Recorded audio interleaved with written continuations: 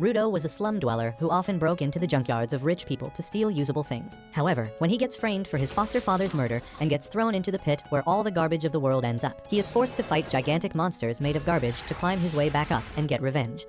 The world is divided into two parts. On one side, there is the pristine city with rich people living their best lives, and on the other side, there are the slums where people like him belong. The only constant is the pit, where all garbage ends up, including criminals. The rich people who live in the city casually throw away even slightly damaged items without hesitation. Like the woman who tells her daughter to throw away the puppy toy she just bought because it got damaged. She tells her that the toy will become ugly if they try to repair it, and they can just buy another one later. The girl has no problem with that, and her mother throws the puppy along with other garbage into the small garbage vent that leads it straight to a truck in an underground tunnel that leads to a giant trash collection site. However, the young Rudo is inside the trash collection site too, eyeing the stuff the trucks are carrying. He sneaks into the trash collection site and enters one of the rooms, but unfortunately, one guard hears some sound coming from the room, and he immediately checks inside to find someone rummaging through the garbage. The guard barges inside the room with his gun pointed at the trash thief Rudo, calling him a disgusting degenerate who is threatening the beauty of the city by hoarding trash. Rudo doesn't even respond to this because he hears those things every Tuesday. But then the guard sounds the alarm, calling for backup. Just as more guards arrive there, Rudo throws some garbage bags at them, and the clean freaks can't handle some raw eggs on their uniform. So they just watch him climb up the vent without doing anything. Rudo comes out of the vent near the exit, but the gate closes on his face, and just then, more guards come there. Open fire!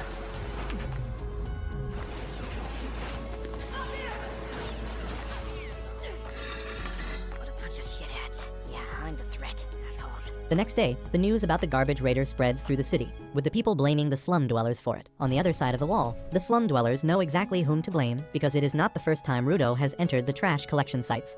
They think that he will be caught one day, and most of them actually hope that he does. Rudo doesn't care about them as he sets his shop to sell the repaired goods he found. When his friend Chiwa arrives there to lash out at him, she asks him why the hell does he take such a big risk just to scavenge through the trash of the city people. And he replies that those rich bastards don't even care about throwing perfectly usable things. He feels sorry for the things they throw out, so he retrieves them. And since he can get some money by selling them, it is even better. Chiwa seems to understand him, but just then, 3 boys arrive there, clenching their noses as they say that someone reeks of garbage here. They tell Chiwa to stay away from Rudo, or she will smell like garbage too. They insult his thick black gloves that he has not washed since Obama was the president, and say that just one touch from them will give anyone rashes. One boy kicks the lantern Rudo just fixed, saying that no one will buy this garbage from him. He says that Rudo's hands are even creepier than the gloves, which is why he keeps them hidden. Rudo silently hears everything they say, but when one boy calls him the son of a murderer, he suddenly gets furious. The boys, however, don't stop, saying that the slum was made to imprison criminals and the people who live here now are their descendants. That is why they always try to keep their reputation clean, but Rudo's dad brought shame to them by becoming a murderer. Rudo can't tolerate the insults anymore, and he gives a death stare to the boys, who crap their pants and immediately run away, still cursing Rudo and saying that he will become a murderer like his dad one day. Rudo then quietly starts fixing the lantern again, and Chiwa tells him that she believes that he is a good person who will never turn out like his dad. He gets embarrassed on hearing that, but before he can thank her, Chiwa's attention goes to the puppy toy he got from the dump last night. Turns out, Rudo brought the puppy as a gift for her in the first place, but before he can give it to her and increase his risk score, Chiwa's mom comes there and takes her away. Rudo heads home after that and finds his adoptive dad Regto waiting for him. Regto suddenly starts mimicking how nervous he was while trying to give the puppy to Chiwa, and Rudo turns red because he didn't spot him watching them. Regto tells him that they will talk about it later because first, they need to talk about Rudo's little trip to the junkyard. Regto tells him that he doesn't need to push himself so hard because they are not that broke. He thinks that Rudo feels a bit indebted to him because he adopted him after his biological dad was thrown into the pit for being a murderer. But Rudo says it is not like that. He tells Regto that he considers him family, and he is just trying to do his part. Regto simply tells him to be this honest with Chiwa too, and Rudo suddenly fumbles hard, injuring the gun wound from last night. Regto immediately starts giving him first aid and also changes the bandages around his hands while he is at it. As Rudo looks at his hands, he recalls how they have been injured for as long as he has known. People always judged him for that, and sometimes his wounds started hurting like hell out of nowhere. Then one day, Regto gave him the black gloves that magically suppressed the pain. After Regto is done tending to Rudo's wounds, he tells him to confess to Chiwa soon or someone else might swoop her away, and while the two of them are bantering about it, a creepy masked guy listens to everything from the streets. The next day, Rudo finally works up courage to tell his feelings to Chiwa, and heads towards her home with the puppy. But on the way, he comes across a scene that is not really rare in the slums. At the edge of the slums, there is the pit, where all garbage and serious criminals are thrown. Today, another criminal is being thrown into the pit and Rudo can only watch the execution, wondering what happens to the people inside the pit. Just then, Chiwa comes there, saying that it is quite a brutal sight, and Rudo panics because he was not ready to meet her yet. Chiwa suddenly starts talking about the executions and other stuff, and then she tells Rudo that she doesn't want him to get thrown into the pit. She says that there might be a lot of stuff that shouldn't be thrown out as garbage, but it is not a good enough reason to risk his life. Rudo replies that Recto said the same thing, and Chiwa says that it is because Recto loves him too.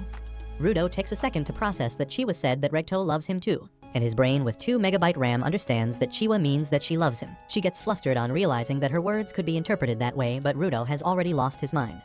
He falls on the ground, clutching his face, and then gives the puppy toy to Chiwa, saying that she might not want it because it came from the garbage, but he thought the puppy would be happier with her. To his utter delight, Chiwa accepts the toy, saying that she will cherish it, and Rudo is happier than he has ever been. He jumps and dances on his way back home, thinking that he needs to boast about it to Rudo immediately. On the way, he bumps into some guards who don't even bother with him, but he is curious about why they are in the slums. Anyway, Rudo reaches home and starts telling Ricto about what happened just as he opened the door, but he is left aghast when he sees Ricto on the ground with a creepy masked man on top of him. The masked man turns around to take one look at Rudo before plunging his knife deeper into Ricto's body. Rudo loses his cool on seeing this and charges at the masked man, but he gets hit so hard that he doesn't even realize when he got knocked out. By the time Rudo comes to his senses, the masked murderer has finished his job.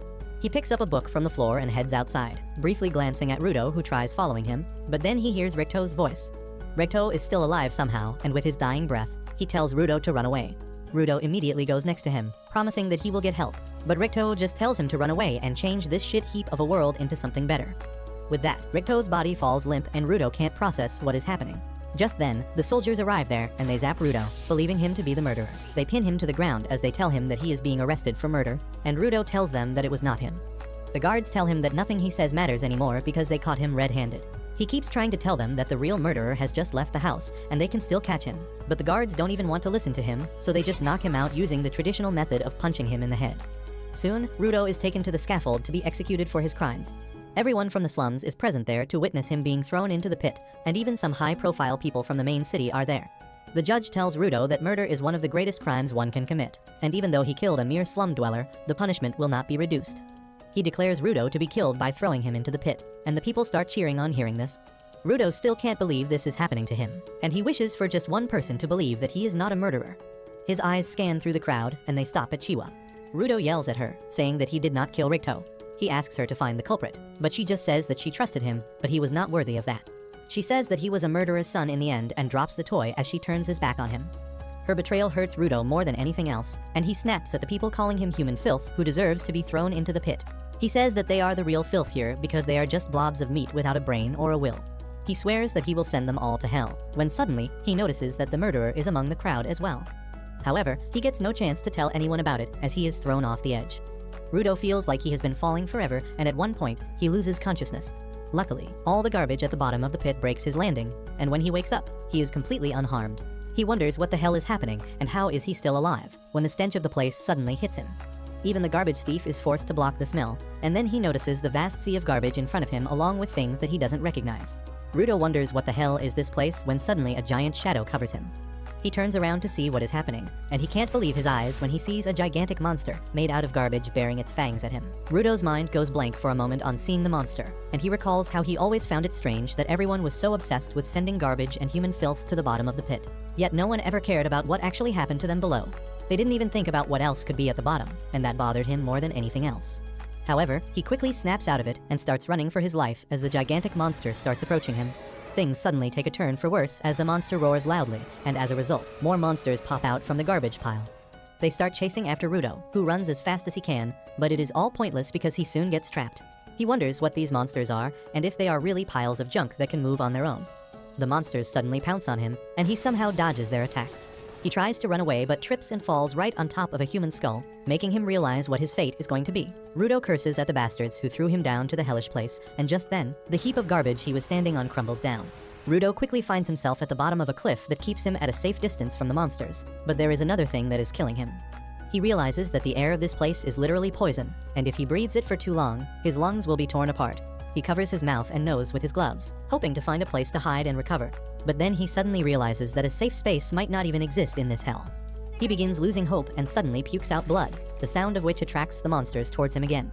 Rudo falls on the ground, unable to move, and he almost accepts his fate when suddenly, Ricto's dying body pops up in his memories. A strange power suddenly surges through Rudo's hands, but he doesn't notice it. However, he feels his vision changing, and he starts seeing lights coming out from the garbage piles and from the iron pipe in front of him. Rudo crawls towards it, determined to stay alive because he has a reason to live. He grabs the iron pipe and gets up, declaring that he will return to the surface and get his revenge on the people who sent him here and on the bastard who killed his dad. Rage starts swelling up inside him, and the monsters sneak towards him using this chance. However, as one of them attacks him, Rudo simply hits it away with the iron pipe without even bothering to look at it. As a result of that attack, Akin flies away and hits the umbrella of another resident of the pit, who is surprised that someone who can fight against the monsters has arrived here. Meanwhile, Rudo has gone batshit crazy while fighting the monsters. He doesn't care about the poisonous air or the blood flowing down his nose as he keeps jumping around, and even getting slammed into the huge rocks at great speed doesn't seem to do much damage to him. A monster crushes the rock he was stuck on, burying him in rubble, but Rudo gets out and pulls a pole along with him. He swings it with full strength, dealing great damage to the monster, but then suddenly, another monster emerges from right underneath him. Rudo somehow jumps away from its jaws, but then the results of breathing in the poisonous air finally hit him. He begins spewing blood again, and the monsters use this chance to creep up on him. Luckily, his mysterious power rises once again, giving him the strength and madness to stand in his position even as two monsters attack him at the same time. Rudo comes out of the collision safely and uses a metal sheet to cut the skull of the first monster. He then attacks the second monster, slashing it in half and causing it to explode. He takes a break after that, but then another gigantic monster begins walking towards him. The moment Rudo sees it, he decides to run away and regain his strength, but the monster stomps on the ground with its full strength, releasing a shockwave that blows him away. However, as Rudo opens his eyes, he is shocked to see a guy wearing a creepy mask standing on top of him. He wonders who is this guy and where did he come from, but the man suddenly lifts him up and kicks him ahead. Rudo coughs up some blood and is about to throw hands when the guy suddenly puts a gas mask on his face, allowing him to breathe again. Rudo is really confused now, and he asks the man if he is a local. He wants to know about this place and the monsters here, but the masked man just asks him to be silent. Obviously, someone with a single-digit IQ can't understand orders, and Rudo keeps asking him about this place loudly. The masked man once again whispers at him to shut up, but Rudo tells him to speak more clearly. He asks if they are underground, and the masked man finally snaps at this. He forgets his own advice and yells at Rudo, telling him that they are not underground but above the surface, and it is the fault of the people living at the top for turning this place into a hellhole. He then tells Rudo that the giant monsters made out of trash are attracted to sound, and thanks to him not shutting up, they have noticed him now. The masked man says that the trash beasts can't be defeated with ordinary weapons, so their best choice was to sneak away silently, but they can't do it anymore. One monster reaches behind them by this point, and the masked man decides to deal with it before anything else. A golden energy suddenly emerges from his arm and coats his umbrella, transforming it into a weapon. The monster attacks them, but the masked man simply swirls his umbrella in its face, using it like a handheld blender to grind away the monster. The monster's pieces fall away everywhere, and they suddenly turn to dust. Rudo was already surprised by the strange power-up, but now he is even more curious about the monsters not regenerating after being hit by this attack. Just then, a huge horde of monsters arrive there, but the masked guy is confident that he can deal with all of them. He dashes towards the monsters, quickly blowing them up with his bladed umbrella, and then jumps up, using his umbrella as a parachute. Rudo wonders if this is some kind of technology the people in the pit use, or if it is unique to the masked man. Meanwhile, the masked man drifts in front of the last remaining giant monster, who suddenly spits a ball of acid at him. He blocks and scatters the acid with his umbrella, and the acid violently explodes on hitting the garbage patches. The masked man then uses the monster's head as a base to jump up higher, and after that, he pours more energy into his umbrella, increasing its size and destructive power. He dives towards the monster's head with that, cutting through him and the ground as well. Once that is done, the masked man heads back to Rudo, who asks him who the hell is he. The man removes his mask and introduces himself as Injin, a simple cleaner, but the very next moment, the sick air makes him regret his decision. Injin curses Rudo for making him take off his mask, and then suddenly, Rudo collapses. While he is unconscious, he dreams of an incident from his childhood. He had returned home after being bullied and pushed into the sewer by the other boys because he told them that objects are alive, and they didn't believe him. Recto asked him if he hit the boys back, and Rudo replied that he did not. He asked Recto if he was really telling the truth when he said that when an object is treated with care, a soul will eventually come to inhabit it. As Recto cleaned him up, he said that the story was just an old legend to make people cherish what they had. But personally, he liked to believe that everything had a soul. Rudo grew increasingly curious on hearing this and asked if the things around their house had a soul too, including his gloves. Recto just replied that if he treats them with care, they would have a soul one day. Rudo suddenly wakes up from his dream with that, and he finds himself chained and being dragged by Injin. Rudo curses him, telling him to let him free, but Injin says that he is just taking him to a safe place. Rudo doesn't care about that anymore because he wants to go back up to get his revenge, but those words make Injin stop in his tracks. He tells Rudo that it is impossible to climb back up to the place they call the sphere, which is basically in the sky, and it is constantly on the move. He then resumes dragging Rudo, saying that getting back is not possible now, and he should just calm down and accept his new situation. Rudo, however, refuses to give up, saying that he will get back to the sphere at all costs. He believes that Injin knows the way to go there, but is hiding it from him, and he yells at him to tell him everything he knows, or he will keep shouting till more monsters come. Injin is pissed at this, and he tells Rudo that he will tell him exactly what kind of place this is. He starts dragging him even more carelessly and finally takes him to a clearing in a canyon that is 100 times cleaner than the surroundings. Injin drops him there, telling him to have fun as he quickly leaves. Rudo curses him to at least free him, but Injin goes away without saying anything. Suddenly, a bunch of men wearing gas masks come out of the trucks, and they start heading towards Rudo. He wonders if they are the inhabitants of this place, and the people are also incredibly curious about him. Judging by his clothes, they wonder if he is from the sphere, and they creepily approach him with their questions. Rudo nervously tells them that he fell from the sphere, and the men suddenly throw away their masks. They seem really excited to see a living sphere dweller with them because they always found their dead bodies in the past. They get overly curious and begin examining Rudo's face, and he immediately moves away from them. The men tell him that they mean no harm and start untying him, which makes him think that they are much nicer than Injin. However, it all turns out to be a trap, and soon, Rudo finds himself chained really tightly inside a truck. He wonders what the hell is happening, but the men outside talk about how lucky they are to get a real living spherite because he will definitely fetch an enormous amount. They talk about how people pay crazy money for the body parts and clothes of the dead spherites, and finding a rare one will drive them crazy. The leader of the men then tells Rudo that the reason people are willing to pay such a huge amount of money for spherites is because they hate them. He curses the people living in the sphere who dumped all their waste on the planet until it piled up, poisoning the air and creating monsters. The people who died from the monsters or lost their homes because of the toxic air and land bear deep grudges against the spherites, and once they find a live one, they will go medieval on his. The leader then decides to feed Rudo something to welcome him to the surface, and that food is rotten meat and other spoiled things. He keeps mocking him throughout, saying that spherites like him don't even touch garbage, so he can't possibly digest food like this. However, as he tries to shove a piece of meat down Rudo's throat, the man makes the biggest mistake of his life. Rudo suddenly bites his fingers, tearing out the flesh from them and chewing it up along with the rotten stuff he ate earlier. He then starts eating the rotten food, saying that it is not trash because it is still perfectly edible. The man crap their pants because they have never seen a beast like this, but that is just the beginning. Rudo is mad at everyone for labeling things as trash and unworthy of being used, and he is no longer going to take it sitting down. His power manifests again, and he breaks free from his chains. He jumps outside and releases his energy onto the ground, lifting the objects around him. Injin watches everything from a distance, and he is really pleased to see that Rudo turned out to be a giver, a person who can give life to objects and draw out their power, just like him. Meanwhile, on the ground, Rudo thinks about Ricto's words that treating objects with care makes them alive, and they treat their humans with care too. He throws away his mask and grabs the chain used to tie him, infusing it with life and turning it into a weapon. The men rush towards him, but Rudo just hits the ground with his chain, forcing them to retreat. Their leader tells them to target the chain because a giver is useless without their object, and his men succeed in disarming Rudo quickly.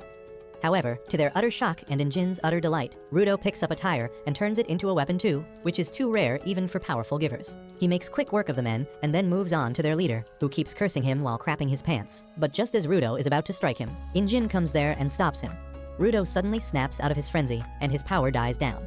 The tire he was using suddenly turns to dust, and Rudo gets a nosebleed as he tries to figure out exactly what he did just now. Injin says that using his power so recklessly is bound to tire his body. He then apologizes for testing Rudo like this, but he wanted to make sure of his powers. He promises to tell him everything about this world and his powers, but in exchange, he wants Rudo to join the cleaners because they need people like him to fight the monsters. However, that is a bit too much for Rudo to process, and he says that he doesn't want to join them. As it turns out, Injin doesn't know what the word no means, and he takes Rudo to a clinic to get treated while calling his friend that he found a genius and recruited him into the cleaners. Rudo is shocked to hear that because he never agreed to join him.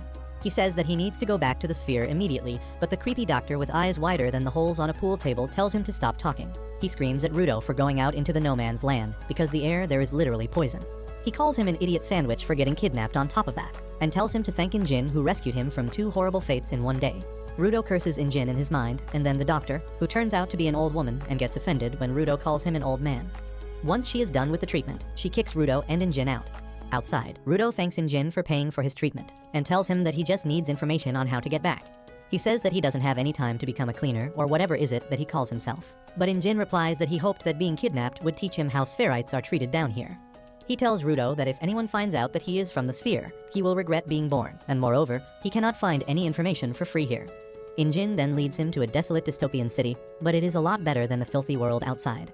He even treats Rudo to a burger, and he gulps it down without holding back because he puked out all the rotten meat he ate a while back. He used to think that the bottom of the pit would be filled with nothing but garbage. But there are cities here with people living in them.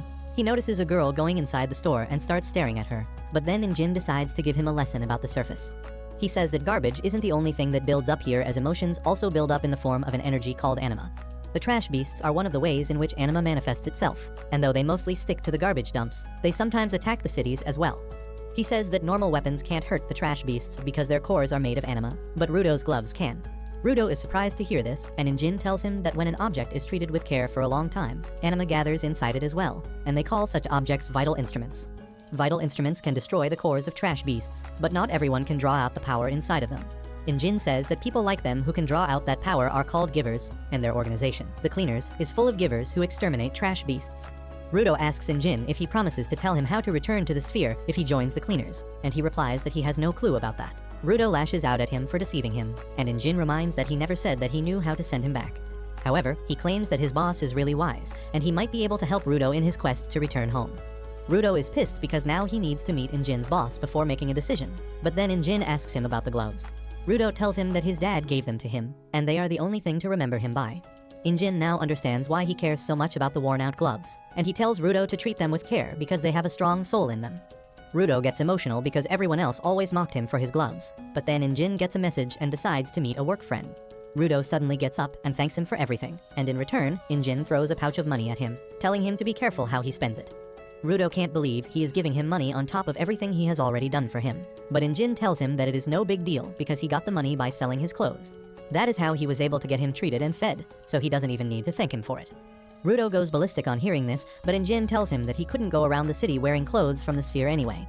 He says that he is going to meet his trainer now, and tells him to wait here patiently. Rudo is really furious at him, but then he notices a cat taking his money and running away. He gives chase immediately but can't reach the cat. Luckily, he spots a crescent moon-shaped stick on the street, and immediately takes it with him, using it to stop the cat. Just as he manages to pin the cat down, the staff's owner comes there, and he is pissed at Rudo for trying to steal his precious staff. Rudo asks him what is precious about this stupid piece of wood, and the man gets even more angry at this. He quickly takes back his stick and then pushes Rudo away, telling him that he will pay for his crimes. Before that, the man starts getting freaky with his staff, and Rudo is utterly confused by that. Just then, he sees the symbol of Cleaners that was on Injin's umbrella, and realizes that the guy in front of him is also a cleaner. The guy activates the power of his staff and turns it into a weapon, attacking Rudo with it. However, he misses on purpose because Injin had already told him about Rudo. He then introduces himself as Zanka, the guy who will be in charge of his training on Injin's request. He says that he never thought he would have to teach a brat that he should not steal from others, and Rudo tells him that he was just borrowing the stick to get his money back. Zanka says that his father must have not raised him right, and Rudo gets really pissed because he can't tolerate anyone insulting Recto. However, as he thinks of Recto, he remembers that he once told him that if he wants someone to listen to him, he should take the first step back from a fight and try to understand how the other person feels. Following those words, Rudo thinks that Zanka has the right to be mad because took his treasure from him suddenly. He feels that he would be mad if someone took his gloves even by mistake and realizes that it was his fault. He apologizes to Zanka for it, and the man calms down equally fast as well. He tells Rudo that it is all good since he returned the staff, and he should have tried to react more calmly as well. Well, Rudo is completely bamboozled by the sudden change in his personality, and also because this is the first time he has managed to diffuse a stressful situation just by talking. He keeps thinking that Recto was right about more things than he thought, and then Zanka helps him back on his feet. He asks him about his vital instrument and what he can do with it. Rudo tells him that his vital instruments are probably his gloves, but he doesn't know about their ability yet. Zanka examines his gloves and remarks that they are really cool, but Rudo is still marveling at how different he seems now. He suddenly realizes that it must be because he is smiling now, and Recto always told him to smile if he wanted to make friends. Unfortunately, Rudo has never smiled before, and he would need a gym trainer to teach him how to use his face muscles properly. Even more unfortunately, he doesn't know that, and he makes his best effort to copy a human smile, but ends up giving the most horrifying expression Zanka has ever seen on a human face. He crashes out at Rudo again, asking what kind of face is he making. He asks him if he is mocking him with that face, and Rudo asks him why is he mad this time because this was the best smile he could give. Zanka tells him that even a blind guy could tell that it was not a smile, so Rudo decides to close his eyes and lips to make it appear more natural. He appears less creepy this time, but that is not enough to stop Zanka from being pissed. He thinks that Rudo is overconfident because Injin called him a genius, and now he is mocking him. He says that he can never achieve his goals if he keeps fooling around like this, but that was one line he should have not crossed. Rudo thinks about his goal to return to the sphere and change it as per Recto's last wishes, and he tells Zanka that he is dead serious about them. He tells him to stop insulting him, and Zanka draws his weapon out again, saying that they are not going to get along well. Rudo agrees with him and pulls out a metal rod from the garbage bin nearby, awakening its power. Zanka is shocked to see him use a random object as his vital instrument, and he realizes why Injin called him a genius. However, he is still confident that if Rudo has just natural talent, he won't be able to beat a mediocre person like him who has worked hard to reach this level. Rudo doesn't even notice that the taunt was a distraction till Zanka's staff falls right in front of him, missing him by a couple of inches. He is forced to dodge and run away as Zanka goes on the offensive and quickly pins him to the ground. Zanka is satisfied with his victory, but then he notices something on his face. He wipes it off and then smells it out of curiosity, only to find that it is poop. He freaks out as he realizes that the metal rod that Rudo picked up was a part of a toilet plunger. He tries explaining what a plunger is, but Rudo is not in the mood to hear anything, and he begins swinging around the plunger that is still full of somebody's dinner. Zanka panics and does his best to dodge the flying all over the place, and eventually, he runs away from Rudo. Rudo doesn't understand why he is so scared now, but it works in his favor anyway, so he gives chase, terrorizing Zanka with the plunger.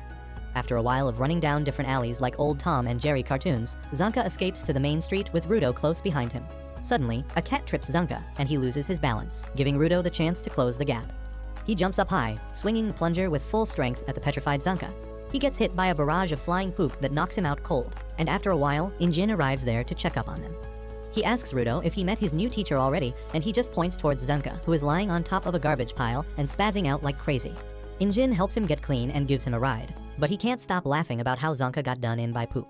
Rudo is also traumatized on learning the truth about the weapon he was swinging around on the streets, and then Injin tells him that Zanka is a spoiled kid, and he never expected someone to deal with him like this.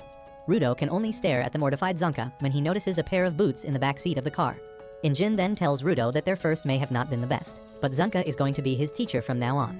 He praises him, saying that he is the most skilled trainer when it comes to handling vital instruments. Apparently, Zanka values Injin's words a lot, and he starts giggling on hearing that. Just then, Injin calls out to the woman named Rio in the back of the car, asking when did she come here. She wakes up from her beauty nap and replies that she was curious about the new guy. Rudo can only stare at him because she is quite pretty, and then Rio suddenly starts playing with his hair because they are quite unique, making him wonder if he accidentally came to heaven. While he is lost in his thoughts, Injin drives his car out of the city, leading them to the cleaners' headquarters situated in the middle of the wilderness. Injin drives past some destroyed cities and reaches a fortified tunnel passing through a huge rock wall. As they come out on the other side, everyone gets down from the car and Injin welcomes Rudo to the headquarters of the cleaners. Rudo is still in shock from Rio playing with his hair, and as he starts walking towards the building, a couple of flies start revolving around him. Inside the building, a tanned mommy receptionist is calmly reading a Playboy magazine, and Injin introduces her as Semu to Rudo. He says that Semu takes a look at everyone who joins them, but just as he is about to reveal her ability, she thrusts her fork at Rudo, killing both the flies in one hit. Rudo is dumbfounded at this, and then Semu welcomes him, saying that Injin told her everything about him, but she has to take a look at him personally to assess his potential.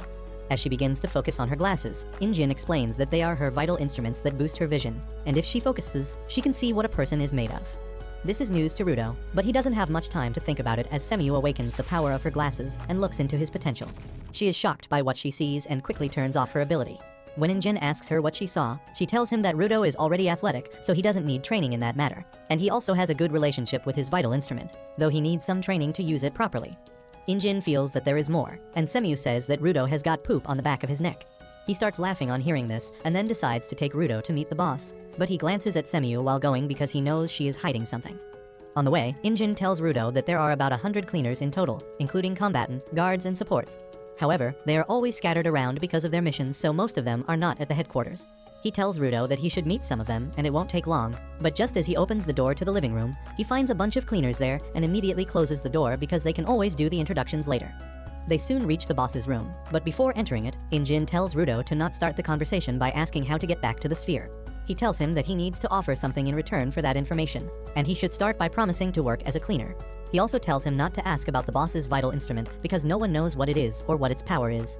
Rudo is now curious about the boss, but he finds the room empty. Just then, Semu arrives there and tells them that the boss is out on a mission and won't be returning for a few days. Rudo is confused by this, but Injin knows that is normal, and he tells him that he needs to wait a few days to meet the boss. Rudo is pissed at this and asks what is he supposed to do in the meantime, when Rio suddenly pops up there and tells him to come watch her work. She says that he can't become a cleaner until he gets approved by the boss, so the best he can do is tag along with her as a trainee, and that also works for her because she wants to know more about him. Rudo's brain stops working because he has never had this type of female attention in his life before, so he quietly follows her. They go to the strategy room where Semu explains that a small town situated near a polluted zone has asked for help because small trash beasts have been found nearby. Rudo is curious about the polluted zones, and Semu learns that Injin didn't even explain the basics to him properly. She tells Rudo that the ground is divided into safe zones that support human life and the garbage-filled polluted zones where trash beasts live. The area Rudo landed was a no man's land, which is an exceptionally dangerous polluted zone, and most people would die the moment they step foot there. She then gives Rudo a mask, telling him to wear it at all times when he goes to the polluted zones, because without the mask, he could die because of the poisonous gases in less than 15 minutes. Later, Rudo joins Rio and her team on the mission, and she tells him to stay close to her at all times so he can learn the most. He still feels uneasy about that, but then he starts wondering how long was he in the no man's zone and how much poison did he breathe in. His attention then goes to the garbage dump in front of them, and he wonders if the people in the sphere know that there are humans living at the bottom of the pit. However, neither of that matters, because the most important thing for Rudo is the garbage heap itself. To him, it is not just a garbage heap, but a treasure trove where he can find usable things and repair them without anyone scolding him for that. He then catches up with Rio and asks her who are the other guys with her. She replies that they are supporters, and though they don't have special powers like the combatants, they are really helpful in the missions. One of the supporters offers Rudo his hand for a handshake, and as he nervously takes it, the supporter squishes it with his full strength. Rio laughs at Rudo wriggles in pain, telling him that this guy has incredible grip strength, and he can tear through a trash beast's outer shell with his bare hands. Rudo doesn't think he can handle this psycho bitch any longer, when one of the support alerts everyone that the trash beasts are coming. Rudo decides to watch it closely to learn as much as he can. Soon, a bunch of small goat-like trash beasts come out of the creepy trash forest, and Rudo panics, asking Rio how are they supposed to deal with these many enemies. She tells him to chill because they are just weak and slow trash beasts who can't even get past the wooden fence. Her words are proven true as the goat trash beasts attack the fence and fail to do any damage, but then suddenly, the second wave arrives there, and it has bigger and more ferocious trash beasts. They begin pushing the fence and breaking it, and Rudo panics, asking Rio what should they do now. She again tells Rudo that these beasts are just a little bit stronger than previous ones, and they are still perfectly fine for training a newbie. She says that they should just finish cleaning quickly and then return to the base to throw a party to welcome Rudo to the surface. He can't believe that she can be so laid back when she is constantly risking her life fighting the monsters, and Rio tells him that if he wants to survive on the ground, he needs to have a positive outlook towards the world. Rudo suddenly realizes that Jin is the same too, and he feels that this is what he has been lacking. He decides to be chill about everything as well when suddenly, a huge trash beast breaks through the barricading and even Rio panics on seeing it. Rudo turns to her for affirmation that everything is still good, but she tells him that this big beast is amazing because she has never seen anything so stylish. She says that it is not the best material to teach newbies, but she is going to have fun fighting it. She draws out her scissors, which are her vital instruments, and Rudo can only watch her dumbfounded. Rio then activates her scissors and throws them into the sky, where they become huge and even more sharp. She catches them with her leg and then dashes towards the horde of the monsters, chopping a bunch of them down with a kick from the scissors. Rudo can't even understand what is going on, and the support guy tells him that Rio's vital instrument is called the Ripper, and unlike normal people, she wields it with her feet. Rudo realizes that everyone uses their vital instruments in their own way, when the handshake guy tells him to be more careful about his surroundings. Rudo notices it too late that a level 2 trash beast is about to attack him, but luckily, the supporter stops it with his bare hands, before crushing its head and throwing it to Rio, who simply cuts it with her scissors. She tells the supporters to send some more trash beasts towards her, and they obey, yeeting those heavy monsters at her like they don't weigh anything. By the time Rudo processes all this and learns that this is how the cleaners fight, Rio has cleaned up all the small fries, and only the boss monster is left now. The supporters decide to disable any small trash beasts that can interfere in her fight and scatter, but then Rudo notices that one of the disabled beasts is awake, and it trips a supporter. It then jumps on him, and the man can't get out of its way in time. Luckily, Rudo arrives there to his rescue, and says that he will prove his worth here so that he can get the information he wants quickly. He turns the iron pipe in his hands into a weapon, and it transforms into a spiked barricade. Rudo is confused by this, but then he realizes that he forgot how to use his power because he has been doing it instinctively all this time. He doesn't understand how to deal with the situation, and the trash beast starts pushing down on him. Luckily, Rio arrives there just then and makes quick work of the trash beast, telling Rudo that he did a good thing by following his instinct to save others. The other supporter comes there too and thanks her before asking if she defeated the big one. Rio says that she cut it in 2 halves, but somehow it is still standing. She doesn't understand how it could survive her attack when she is sure that she hit its core, but she decides to chop it up into small parts so that it becomes useless. The supporters decide to log information about a new type of trash beast that is immune to vital instruments, and they leave to warn the nearby towns about it. On the other hand, Rio dashes towards the giant beast and Rudo is left hanging in the middle because no one is telling him what to do. Meanwhile, Rio jumps at the trash beast and lands on its face before jumping over to its head and chopping off all the pipes protruding out of there. After turning the monster bald, she notices something glowing under her feet, and she realizes that it must be the core that the monster is trying to hide. However, before she can attack that, the trash beast starts moving violently enough to throw her away. It then reattaches the pipes back to its head and starts banging its jaw on the ground with great intensity. Rio still hangs on to it somehow, but the beast suddenly directs his attack towards Rudo and the supporters. Rudo just freezes as he sees the metal pipes coming towards him, but luckily, he doesn't take a direct hit. The ground under him is destroyed by the attacks, and as he falls, he begins to wonder what is he even doing. He thinks that he can't get revenge for Recto and the bastards in the sphere at this rate, and the darkness starts to consume. However, the support guy comes there to rescue him from falling into the hole, and also from giving into despair. He carries Rudo on his shoulder, telling him that if he has a goal, he should not freeze and rather rush towards it while he can. He tells him to learn from the supporters who don't have any power, but they still keep doing their job. Just then, Rudo notices Rio chopping up the monster again, and judging by its screams, she realizes that she found its weak spot. She jumps high up and then drops down towards its head with great speed, piercing it with her scissor and tearing out its core. As she hits the ground and destroys the core, the monster suddenly turns to ash. The supporter immediately runs over to her, asking how did she defeat the trash beast, and she says that she stabbed something other than its core and it died. She holds a cardboard cutter in her hands, saying this was the thing powering the trash beast, and the support guy can't believe it because he realizes that the cutter is actually a vital instrument, and it makes no sense at all for a trash beast to have one. On the other hand, the leader of the bandits who were planning to sell Rudo suddenly wakes up in a dimly lit room. He wonders where is he, when suddenly, the guy sitting on the sofa in front of him asks him the location of the kid from the sphere he mentioned in his sleep. Back in the cleaner's headquarters, Rio throws a party welcome for Rudo, and soon, Zanka arrives there as well, still drowsy from his long afternoon nap. He asks Rio what is going on, and she tells him that they are throwing a party to welcome Rudo to the ground, but he is sitting quietly with his head down in a corner. Zanka asks why that cheeky bastard is looking so depressed, and Rio says that ever since his vital instrument bailed on him mid-fight, he has been gloomy and sad. Zanka thinks that's sad, but he moves on to the news about Rio facing a strange trash beast. She affirms, telling him that instead of having a core made of anima, the trash beast had a vital instrument as its core, and nothing could have prepared them for such a discovery. Rio says that since she couldn't do anything about it anyway, she decided to leave it to people above her pay grade and came back to throw a party instead. Meanwhile, Rudo is still sulking when the leader of the support team arrives there to talk with him. He introduces himself as Gris, and then tells Rudo that he did great yesterday. Rudo thinks that he did nothing at all, but Gris reminds him that he protected another supporter from a trash beast. Rudo says that even though he managed that, he couldn't use his power properly after that, and needed to be rescued by Gris and Rio. He feels frustrated because even on the sphere, he used to lose control all the time, and Recto had to cover his ass later. Rudo feels that he is a total failure who can never live up to anyone's expectations, but then Gris suddenly thanks him, disrupting his chain of thoughts completely. He says that most newbie cleaners think of supporters as losers without real powers, but Rudo was different. Gris then talks about Follow, the guy whom Rudo saved.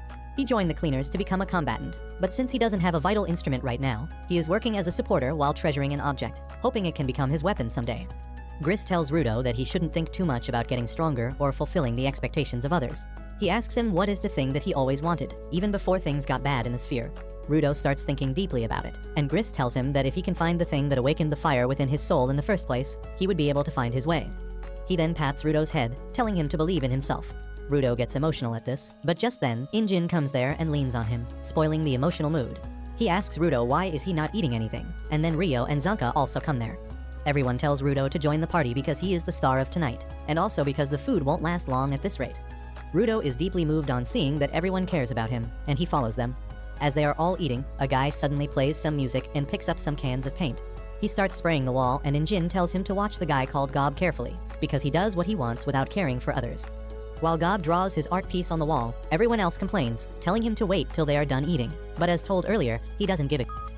Meanwhile, on the ground floor, Mommy Semiu gets back to her desk, and she can predict that a call is going to come any minute. She picks up the phone the same second it starts ringing, and receives a request. She summons Zanka and a team of supporters to fulfill that request, but Zanka asks her what is Rudo doing with the group when he has not been officially admitted to the cleaners.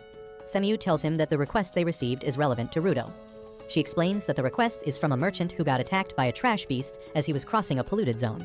He escaped with his life, but his precious cargo was stolen, and now he wants them to defeat the trash beast and retrieve the cargo. This is the part where Rudo is needed, because the cargo is a living spherite. Everyone is shocked to hear this, and Semiu says that it is really rare to see two living spherites on the surface at the same time, which means something odd is going on, and she wants Rudo to take a look at it himself. Rudo starts thinking about it, and Gris tells him to control his feelings before making a decision. Rudo knows that he can't use his power properly, and that can make him a burden to the team, but he still wants to see the other spherite because it may give him a hint to return to the surface. He decides to tag along, and Zanka is not really pleased by this, but Semiu knows exactly how to get him to agree to everything. She says that this quest was initially meant for Injin, but he is busy with another request at the moment, and he said that he trusts Zanka to do it. That is enough to turn on the number one Injin fanboy, and he cheerfully leads his group through the polluted zone. On the way, Rudo asks Gris if he doesn't carry a weapon, and he replies that he has a knife, but he trusts his hands more than that. One of the supporters tells Rudo that Gris actually has a talisman he prays a lot to, and he gets embarrassed that his secret is out. Eventually, he decides to show the talisman to Rudo, saying that it is nothing special, but it gives him something to attach himself to. Just then, they notice a creepy guy standing behind them. The girl, whose pronouns are definitely Thathan, says that she is the merchant who hired them for this mission. Rudo suddenly starts asking her questions about the spherite, and the merchant replies that she was transporting her luggage when she accidentally ran into an unconscious spherite. She was worried about them, so she carried them away, but then the trash beast attacked them and kidnapped the spherite. Rudo confronts the merchant if she plans to sell the spherite, and she denies that allegation, telling him that she doesn't want to do that and she is just really curious about spherites. Zanka feels like this story is a pile of garbage like the one they are heading to. Trash beasts are known to attack humans on sight, and they don't go out of their way to kidnap one. He thinks that something is suspicious, but decides to deal with it when the time arrives. The merchant then leads them to the building where the trash beast ran after kidnapping the spherite. Zanka tells everyone to be on guard because the trash beast can attack them from any direction. But as they enter the building, they find it empty aside from a person at the other end. The merchant says that it is the spherite and begins pushing Rudo towards them, and the other cleaners also get pushed along. Once they reach close enough, Rudo realizes that it is not a person but a doll dressed like a spherite. But it is too late as the merchant jumps backwards, telling them to hurry up. The next moment, the ground under Rudo's feet turns into mud, and the entire group falls down to the lower floor. They wonder what just happened, and the merchant asks them if they are all right. They tell her that they are fine and ask what is this place and where is the spherite. The merchant laughs creepily and points at Rudo, saying that he is the spherite before suddenly turning into mud and melting. Just then, they hear two voices calling out to the spherite giver, and then a pair of purple lights start approaching them from the darkness. Zanka understands everything now, especially because of the purple electric lights. He knows that the people who set them up are called the Raiders, and they don't even bother to hide that they plan to steal Rudo from the cleaners. Rudo is confused about these new group of weirdos, and Gris tells him that they are bandits of this world. But what makes them dangerous is the fact that they are all givers as well. He immediately commands his team to find an escape route, while he and Folo are going to protect Rudo. He asks Zanka to handle the two raiders on his own, and though reluctant, he knows there is no other option. The supporters run in the opposite direction with that, and Gris tells Rudo to follow them.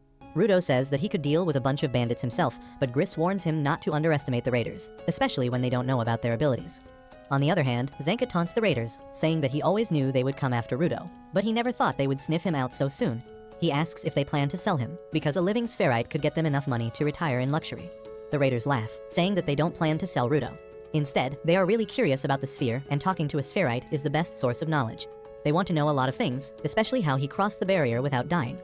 Zanka is also curious about the barrier thing now, but he decides to deal with the raiders quickly. He says that since they set up this whole thing, he doesn't need to worry about a trash beast.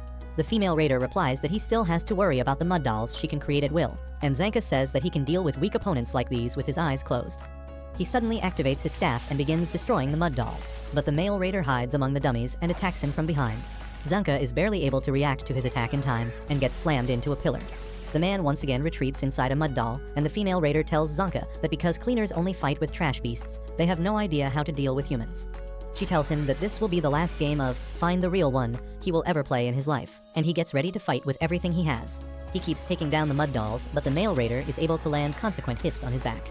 Zanka is cornered now, and as he tries to dash towards the female raider to defeat her, his feet slip in the mud puddle she had created in advance. She tells him that he is the only combatant in the group who can fight against her, and once he is down, the rest of the group will be defenseless. She says that he will be defeated soon, but then Zanka suddenly yells at her, telling her to start a podcast if she wants to yap so much. He says that earlier, he thought she was controlling the mud puppets using her shovel, and the guy was using his vital instrument to deal damage. However, after watching the battle for a bit, he has realized that his first assumption was wrong. He says that the man is just punching him, and his vital instrument seems to be his snowshoes that let him walk easily on stable ground. He says that now it makes sense why he can move so easily even though the ground is covered with mud, and he taunts the two raiders, calling them a match made in heaven. This suddenly triggers the woman, and she tells him to shut up, which obviously, he does not. He says that he might not have experience of fighting people, but he knows his vital instrument much better than them. He says that is why he can do things they cannot, and the girl suddenly attacks him. Zanka hits his staff hard on the ground, letting a sonic wave run through the entire place. He can feel the changes in the vibrations as the sound wave passes through the mud dolls, and when it hits the one where the male raider is hiding, he immediately spots him. He then charges at full speed towards him, knocking him out with one hit before hitting the female raider too. As she loses consciousness, her mud dolls fall apart instantly, and Zanka says that they were just a bunch of noobs. However, the leader of the raiders suddenly appears behind him, saying that he should fight someone stronger if he is not satisfied. On the other hand, Rudo and others are still running as they try to find the exit. Rudo grows concerned because he can no longer hear the sounds of a fight, when he suddenly bumps into Gris, who has found an exit. He sends some of the supporters upstairs so that they can contact the headquarters and call for support. After that, he decides to return and check up on Zanka, when suddenly, he hears someone running towards them. Gris thinks that it is Zanka who finished his fight, but to his surprise, the leader of the raiders comes there. Everyone is confused, and then the raider begins staring at Rudo and matching his features with the description he got from the bandit that he kidnapped earlier. He suddenly jumps to the wall behind Rudo and clings to it like Spider-Man, saying that he has finally found the giver from the sphere. Just as Gris and others realize that the man in front of them is a raider, he crushes the wall with his claws, blocking the exit.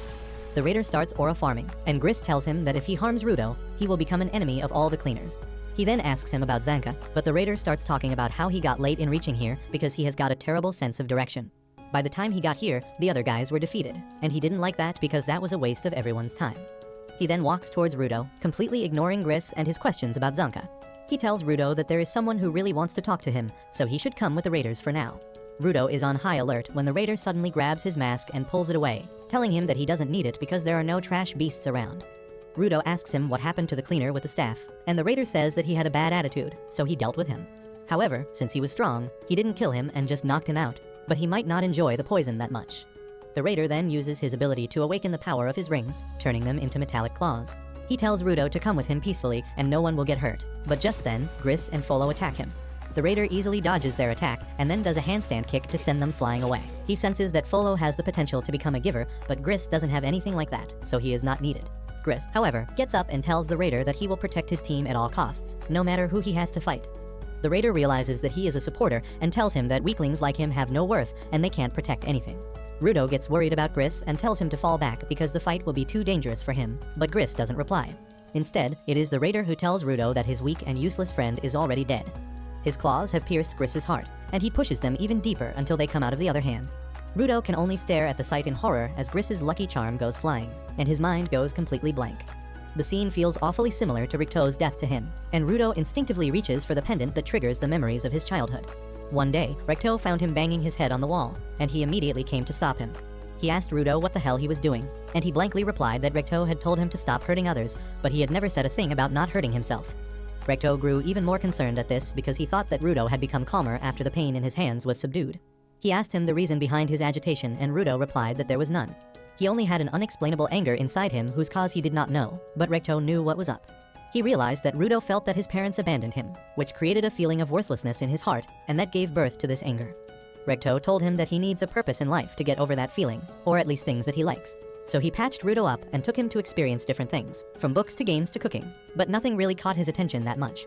However, just as Ricto was about to call it a day, Rudo saw a man throwing out garbage, and his curiosity woke up. He opened the gate that led to the main city and took out a mask from the garbage bag. Ricto followed him out of concern, but then Rudo suddenly started crying because he could relate to the garbage. Ricto asked him how does he feel right now, and Rudo told him that this mask is just a little broken and it should not be thrown out. He cried that it was unfair to throw it away when it still had so much life, and he wanted to fix it. Ricto realized that this was more than the projection of Rudo's issues, and he could truly see the worth of the things that others threw away.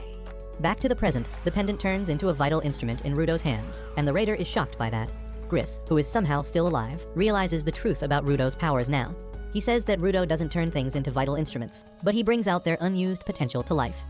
With that, Rudo awakens the potential of the pendant, turning it into a creepy sentient weapon. The raider is truly amazed by that, and he starts drooling as he asks Rudo what does his vital instrument do. On the other hand, Folo puts Gris in a more comfortable position, but he is still in a very critical state. Rudo thanks Gris for showing him the path out of his depression, and tells him that without his help, he would still be stuck.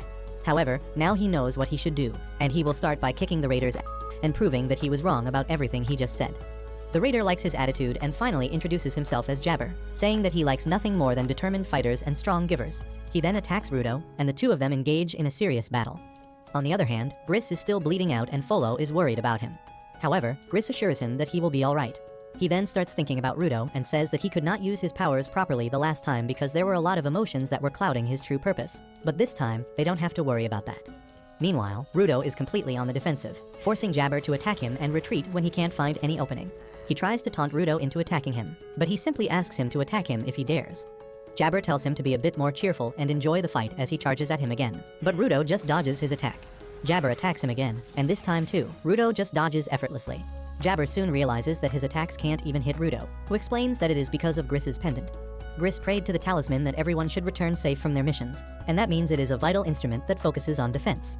Jabber gets that it increases the guaranteed dodge rate, but he tells Rudo that he can't fight back with this vital instrument. Rudo tells him that there is no need for that, confusing the raider. He explains that he has dodged everything without even moving from his place, and it is Jabber who keeps on moving around, so he can predict where he is going to move next. Jabber doesn't really care about his yapping, and he lunges at Rudo again. However, this time, Rudo uses another ability of his weapon that changes Jabber's trajectory by a little bit, but that is enough to completely throw him out of the loop. Rudo says that he can't use the talisman to attack, but he can use his fists, and then rocks Jabber's world with a strong punch to his face. Jabber turns out to be a pain enjoyer, and he is glad that Rudo finally attacked him. He complains that it is unfair that the game is rigged against him, but Rudo doesn't feel any guilt in using his vital instrument to pummel him after disturbing his balance. Jabber decides to change his strategy and attacks Rudo from behind, but the talisman still breaks his momentum and gives Rudo the chance to land a devastating blow to his gut. Jabber changes his fight pattern once again after that, damaging the surroundings to create a dust cloud that blocks Rudo's vision instead. Rudo is on high alert now, and then suddenly, a stone brick comes flying at him.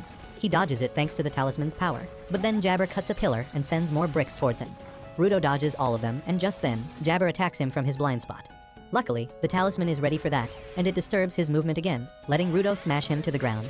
Jabber gets back and decides to unleash his full speed, but even that is not enough to beat Rudo, who has unlocked Ultra Instinct thanks to the talisman, and he can beat Jabber whenever he gets close to him.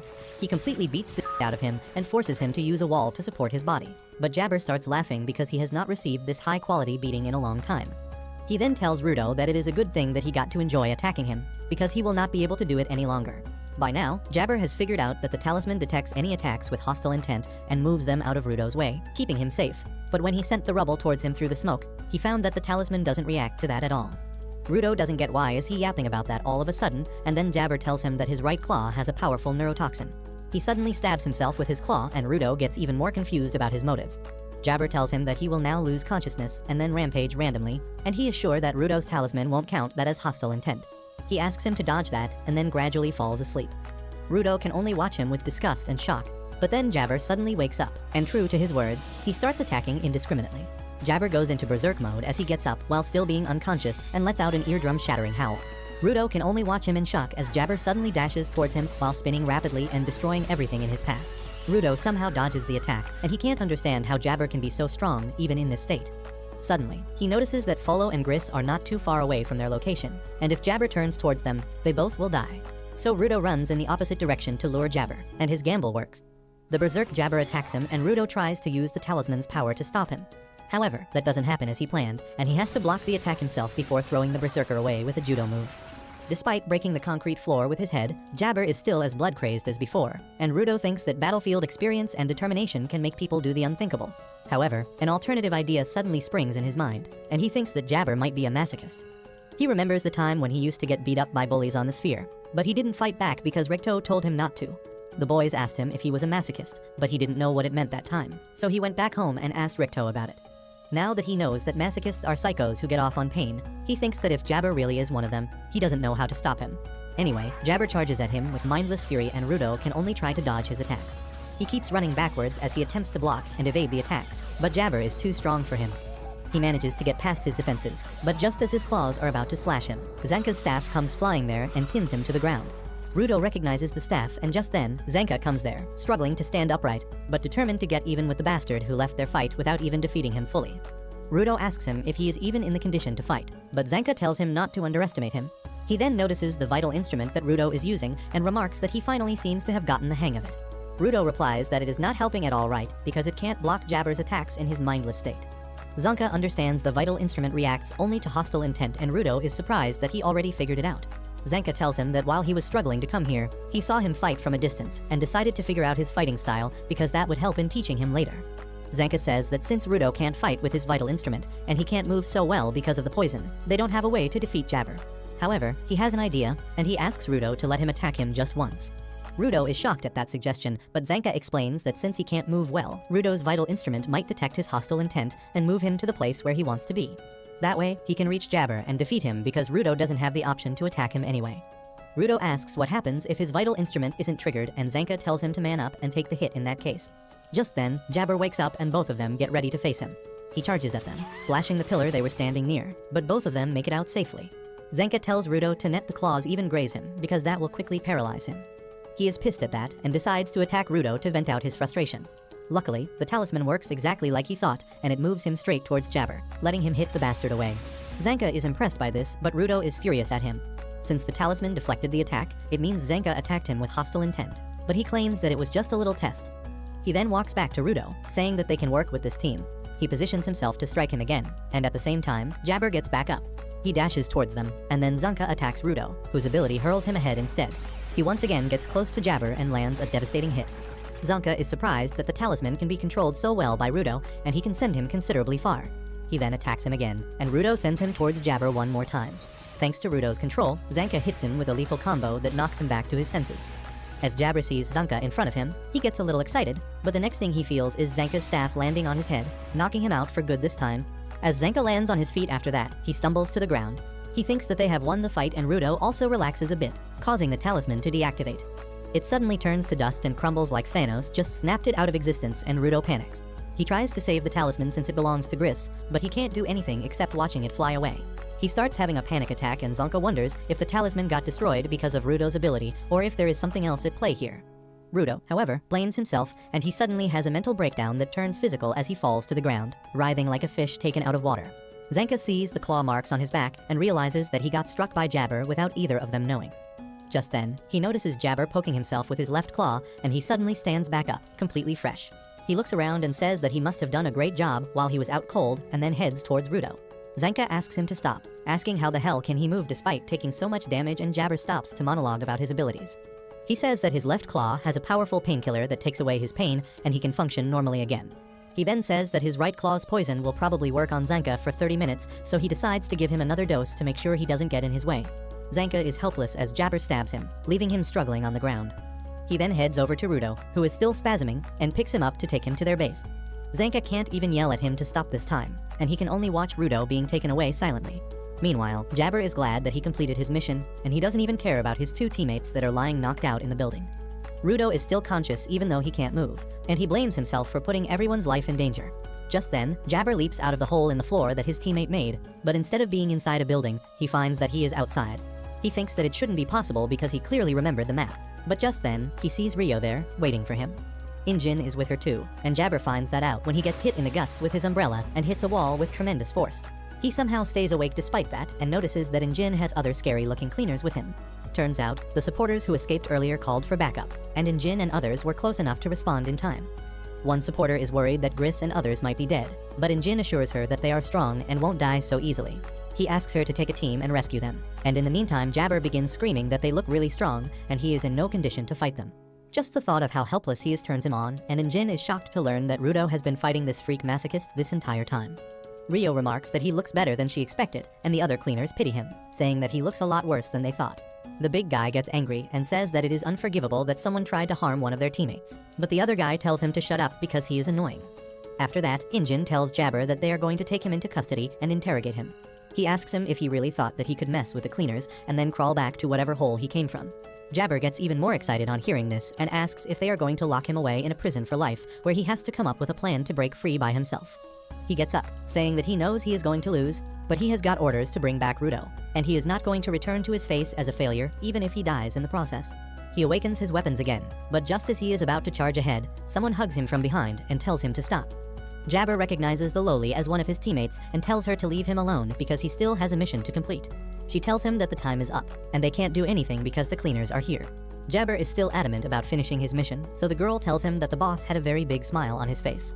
Jabber suddenly stops at this, and the girl tightens her grip around him to keep him in check. Ultimately, he decides to listen to her and return home, and as he steps aside, the mystical manhole portal in the wall behind him becomes visible.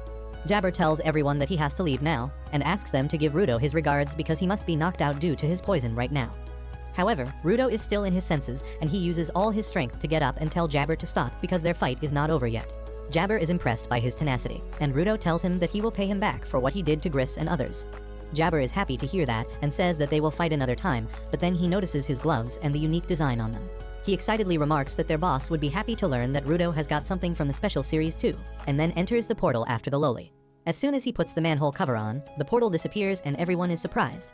Later, Zanka and others are rescued from the building, and the poison wears off from Rudo's body too. He immediately rushes to Gris and finds that he is still alive despite severe blood loss. Rudo apologizes to him for wrecking his talisman, and Gris says that he really cared about it. Rudo is about to drown in guilt, but then Gris says that if his talisman helped him, it was really for the best. With that, the final bits of the talisman fly away too, and Rudo is not sure how he feels at the moment. Soon, everyone returns to the cleaner's headquarters and Rudo sits in silence by himself. Injin comes there and asks him why is he acting like a depressed emo brat when he should be happy because he finally learned how to use his vital instrument. Rudo suddenly snaps at him and says that he couldn't save Gris earlier, and he can't be happy about that. He says that he failed to protect Ricto in the sphere, and on the surface, he failed to protect the guy who saved his life. He feels like he is a loser no matter what he does, and Injin tells him that Gris knew what he was getting into, and he is always prepared for risks. He then asks Rudo to come with him so that they can pay their respects to Gris, who surprisingly is still alive. Rudo can't believe his eyes when he sees Gris sitting upright and thanking him for earlier, and Injin finally realizes that he was depressed because he thought Gris died. He starts ruffling Rudo's hair, and a nurse also decides to join him just for fun. Rudo gets embarrassed, but he asks Gris how can he be alive despite taking a poisonous claw straight to his heart. Gris tells him that it is all thanks to the medical team of the cleaners, and especially the young medic named Aisha, who is the only giver they have with healing power. Aisha, however, is quite shy and has self-esteem issues, so she needs regular affirmations from Gris to believe him. After that, Gris turns to Folo, who kept him alive when he was bleeding out, and Folo falls to his knees. Finally, he turns to Rudo and thanks him for stopping Jabber along with Zenka. He also tells him not to worry about the talisman because if it helped save some lives, it did its job well. Rudo believes him this time, and he tells Gris that he is really glad to see that he survived. With that, Injin says that they now have to worry about the raiders picking fights with them on top of the trash beasts, but luckily, they got some information out of them. Just then, a tall, dark-skinned cleaner comes there talking about the border that Jabber mentioned, and Rudo asks Injin who this new guy is. Injin replies that he is the boss, and Rudo freaks out because he was not mentally ready to meet him. The boss greets Rudo and introduces himself as Corvus. He says that at first, he was going to reject Rudo when he heard that he wanted to join them just to get information about reaching the sphere. However, since he has already risked his life to protect the cleaners, he is one of them now, and Corvus has no objection to accepting him as a cleaner officially. Corvus then calls Rudo to his office to get his uniform, as well as to learn more about the border. He explains that the border separates the surface from the sphere, and anyone who tries to cross it dies. However, there are exceptions to the rule. Corvus begins reciting a story about a woman who lives in a no-man's land that is closest to the border. Once upon a time, a guy got lost there and met the woman. He asked her why did she live in such a desolate place, and she replied that she was watching the people fall from above. The women told him that there were some people who come and go beyond the border without dying, and that is their only hint for now. Rudo realizes that if he finds one of the people that the woman saw cross the border, he might go back home. Corvus tells him that it will be a highly dangerous journey, but Rudo doesn't care about that because he has to return home at all costs. However, he is a bit too excited for it and immediately starts rushing to the no-man's land. Folo tries to stop him, but he hasn't got enough power to stop Rudo. Luckily, Injin arrives there and gets Rudo to stop, telling him that he can't go to the no-man's land with such half-assed prep. He says that it is a good thing that Rudo can use his abilities on command now, but they still don't know about his limits and weaknesses. Rudo asks him to come with him in that case, but Injin refuses because he is not crazy enough to go solo into no man's land again. Rudo knows that is cap because Injin was actually going solo when he found him. Anyway, Injin tells him that there will come a time when they will go to the dangerous territory, but right now, they should focus on training Rudo, researching about the trash beasts, and also finding more information about the raiders. Speaking of the raiders, Rudo asks Injin how thieves like them can be givers. Injin replies that being a good person and treating objects with care are not the same thing. The people who can take good care of their objects and awaken their powers become givers even if they are human scum. He adds that there are people who hate givers of all kinds, because from a normie point of view, anyone who is overly attached to just one object will look weird. After that, Injin tells Rudo to get some rest today because he has had a lot of non-stop action recently. Rudo obeys his command and tries to rest in his room, but with ADHD filling up 90% of his pea-sized brain, he can't even relax. He begins wondering if he should sneak out and go to find something valuable in the garbage, when suddenly, Rio slams open his door because she doesn't plan to let him rest. She decides to give Rudo a tour of their headquarters, and he says that this place has a lot more things than the sphere. Rio gets curious about the sphere and asks him what he did up there. Rudo tells her his usual schedule of picking garbage and getting scolded, and then Rio asks about the food in the sphere. Rudo replies that there were things like bread and soup, but when she asks him about sweets, he gets sulky because only the rich people can afford sweets. Rio tells him that they have sweets here and Rudo can't believe it until he sees them. He feels like he has found the One Piece as he sees a plate full of sweets, and Injin warns him that sweets are more addictive than drugs, so he should be careful when eating them. He then explains that because of pollution on the surface, they can't grow much crops, but there is a group called Binders that collect givers who specialize in cooking. They are the ones who make and sell these sweets, and sweets are not exactly rare on the surface because of them. Well, Rudo takes a bite with trembling hands, and the moment he tastes sweets for the first time, he feels like he has received enlightenment. He begins devouring the sweets like a madman, and Injin thinks that they have a budding sugar addict among them. Just then, a creepy dude with a pacifier in his mouth comes there and starts staring at him, and Rudo wonders if he is after the sweets as well. He doesn't want to share anything, but he still forces himself to pass a candy to the weirdo, who just snatches it out of his hand and gives him attitude. Rudo doesn't really bother that much with him and keeps eating sweets till he has a weird reaction and turns into a balloon that freaks Zanka out. Anyway, once Rudo has digested the sweets and turned to normal, it is time for his training to begin, but he can't draw out the power of the knife he is holding. Rio and Injin laugh at him, asking if he forgot how to access his power after being high on sweets, but Zanka is thinking rationally instead. He feels that since Rudo likes repairing broken items, he needs some kind of broken object to trigger their power. He immediately gathers some stuff from the local garbage patch and asks Rudo if something here feels right to him. Rudo immediately picks up a broken triangle thing and uses his power to turn it into a weapon of some sort. Everyone is impressed with Zanka's deduction, and he is flattered when Injin praises him. He then asks Rudo to try awakening other objects at the same time, and he manages to turn 2 more items into weapons. However, he suddenly has an intense nosebleed and collapses, and Injin remarks that he saw it on the day they first met. He says that maybe the quality of his gloves is so intense that his body can't keep up. Rudo asks him what is quality, and Injin explains that the longer an object is cared for, the stronger it becomes and the higher its quality. High-quality objects are more powerful, but they are also more draining. Zanka agrees, and he thinks that if Rudo has cared for his gloves since he was a kid, they are bound to be high quality. However, he also wonders if it has something to do with the series that Jabber mentioned. Meanwhile, Rudo wonders why the weapons he activates turn into dust at the end. He says that the objects right now are completely fine, and wonders if there is a time limit. However, Rio has another theory. She suggests that the objects might vanish because they have fulfilled their purpose. She says that Rudo's power is to repair and bring out the full potential of things other people have tossed aside. By doing that, he gives the objects a chance to fulfill their purpose, and once they are done, they vanish. Zanka also agrees with the idea, saying that Griss's talisman vanished only after the battle ended and Rudo felt safe. Injin also likes this theory, and he tells Rudo that he did not destroy the talisman or any other items that he used. Instead, he wants Rudo to think of it as giving the discarded and broken objects one last chance to go out in a blaze of glory. Rudo finally realizes that his power is not about breaking things, but about giving them their chance to shine. Just then, Rio asks him about the series stuff that Jabber mentioned, and Rudo begins to wonder if there are more items like his gloves. Rio then asks him if his gloves have a name, and he gets confused on hearing the question. Rio tells him that when you love something you give it a name. Her scissors are called the Ripper, Injin's umbrella is called Umbreaker, and Zanka calls his staff the Lovely Assistaff. Rudo is surprised to hear all this, and then Injin tells him to come up with a good name for his gloves soon. Later that night, Rudo is washing his gloves, and when he comes out of the washroom, he is shocked to see Rio lying on his bed. Rudo's flabber is gasted by this, and he asks her what is she doing here. Rio replies that her room is just upstairs, so she could hear him groaning and moaning. She got worried about him and used the windows to enter his room. Rudo understands the situation now, and Rio asks if he was in pain because of the wounds on his hands that look really terrible. He immediately hides his hands from her and tells her that they hurt a lot less when he wears his gloves, but he has got to wash them every once in a while. Rio asks him what are the wounds from because they look even worse than a burn. Rudo says that she needs to ask his asshole parents about that, and Rio understands what he means. She says that parents give them a lot of things, with trauma being the topmost thing on the list. The next day, Injin takes Rudo to see the boss, who says that since there is some time to get his full face ready, Injin should finish the rest of the prep. Rudo is confused by this, and Injin tells him that full face refers to the mask that all cleaners are ordered to wear when they enter no man's land. He takes out his mask to show to Rudo, and then says that they have an artist among them who makes these masks. But he is a weirdo with extreme ADHD, so he can't work if anyone even mentions the deadline before him. Right now, he is working on Rudo's mask, and it seems he will take time. Corvus says that in the meantime, they will finish up the prep by casting a spell on Rudo. This confuses him even further, so the receptionist mommy explains that there are a lot of uncertainties in the garbage zones, and to make sure the cleaners are lucky enough to avoid them, they have another artist draw a protective spell on them. The boss has given him to paint anything he wants, so he sometimes paints around the headquarters. But lately, he seems to be busy in another city. Injin says that he is going to the canvas town to find the painter, and he is taking an entire team with him. The team includes Zanka and Rio, as well as Griss and Folo along with some people from Injin's crew.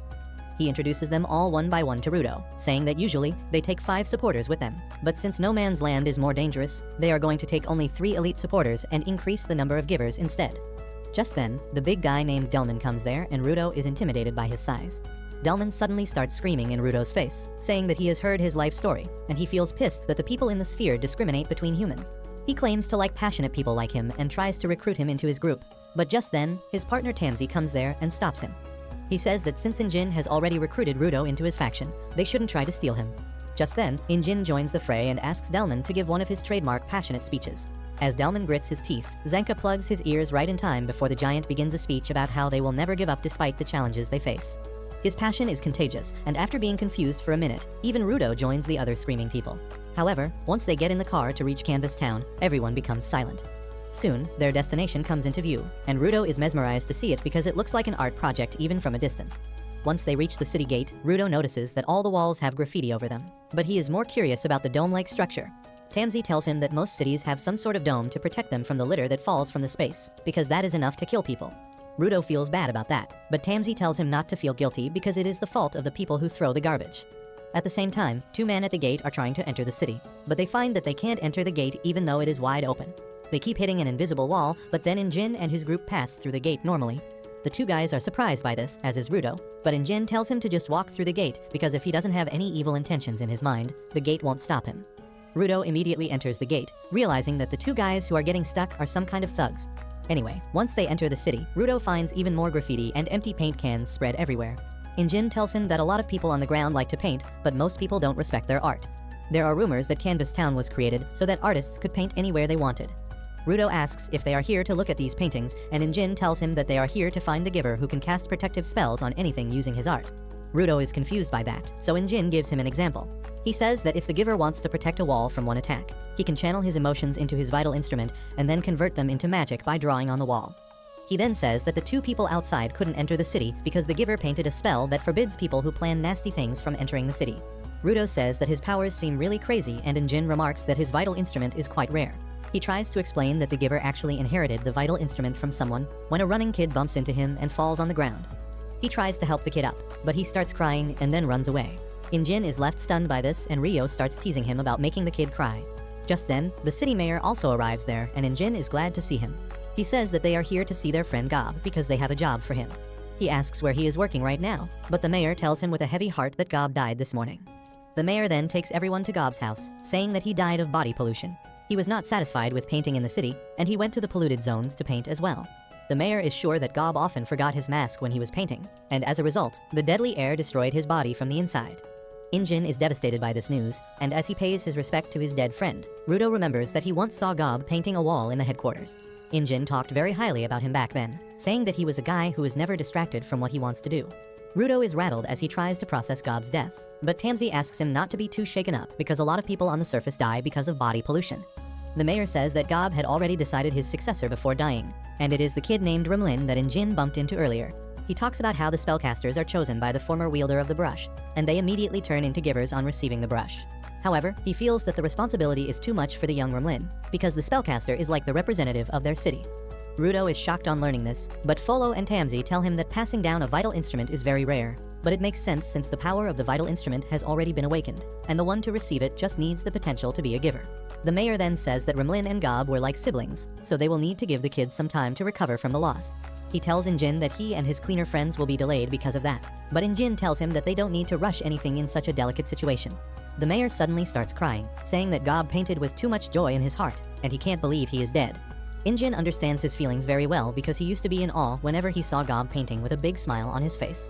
He decides that they will return later when things are calmer here, but before going, he asks Rimlin to take care of herself. However, she suddenly gets up, declaring that the time for being gloomy is over. That startles everyone, and Rimlin immediately snatches the paintbrush from the mayor's brush and runs outside. Everyone follows her, and they find her on a rooftop with cans of paint. She says that even though she is sad that Gob is dead, she knows that he can't enjoy his afterlife if he sees everyone crying after him. That is why she wants to send him off in the way he would like best, and that is by celebrating life and art. She immediately activates the brush, enlarging it in size, and draws a magic circle on the ground that mutates the paint cans into firework launchers. As the paint cans shoot out colorful fireworks in the sky, everyone in the city gets inspired, and they rush to make art. Rimlin is happy to see that because that is what Gob would have wanted, and Rudo watches her filled with awe. Soon after that, Rimlin paints her latest artwork on Rudo's face, and she is really proud of it. She has done clown makeup on him, and Rudo is not really happy about it, but Rimlin can't stop laughing as she looks at his face.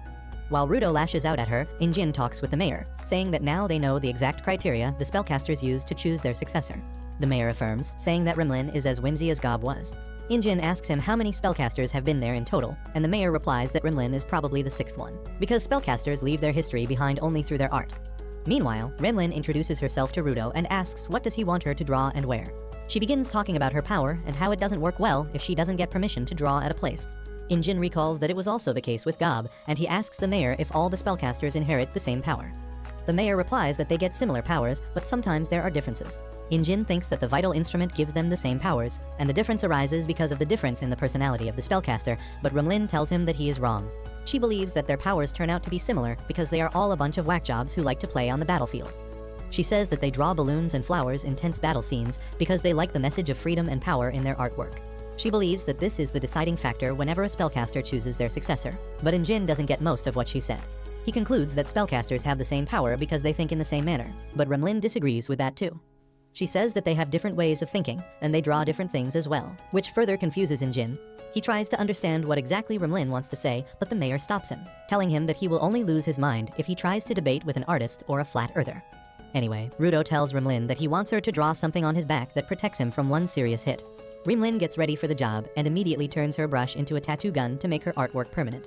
The mayor and Injin are shocked by this because initially they thought that Rumlin just found a tattoo gun lying around somewhere, but it turns out that she can turn the brush into any tool that fulfills her needs at the moment. In the end, they stop her from tattooing the spell on Rudo's body, but Rumlin says that if she just draws with water-based paint, it will wash off after the first time Rudo showers. However, she quickly comes up with another idea that is as mischievous as a tattoo and asks for Rudo's permission to cast a spell on his body without telling him what tool she will use. Anyway, Rumlin draws a spell not only on Rudo, but on everyone else in the group, and with that, they decide to head back to their mission. Rumlin is really exhausted after casting spells on 9 people at once, but she still comes along with them to the gate. At the gate, Injin and others spot the 2 losers from earlier, and they get pissed when they see the brush in Rumlin's hand.